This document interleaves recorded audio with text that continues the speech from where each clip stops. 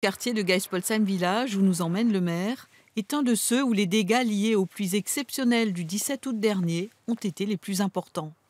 1,50 m d'eau au collège notamment, et dans certains sous-sols de maisons individuelles.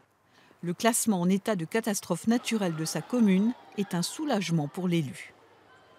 On est en train maintenant de voir aussi comment on peut communiquer sur ça, pour que tout le monde soit au courant. La déclaration ministérielle reconnaît qu'il ne s'agissait pas d'une pluie normale, mais d'une catastrophe dans laquelle beaucoup ont perdu tout ce qu'ils avaient en sous-sol.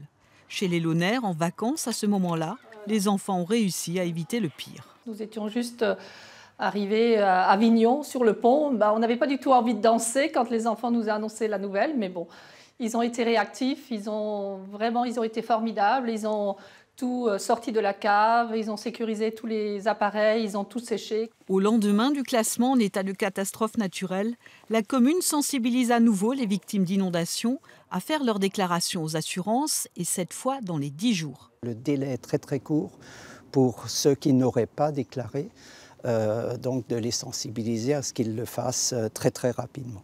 Jacqueline Broker, chez qui les dégâts sont encore considérables, craint que ce classement en catastrophe naturelle n'améliore en rien le remboursement par son assurance. Que j'ai que 10 000 €, c'est un contrat, voilà. Les travaux, c'est à part, mais le perte, c'est 10 000 €. On a perdu beaucoup plus que ça.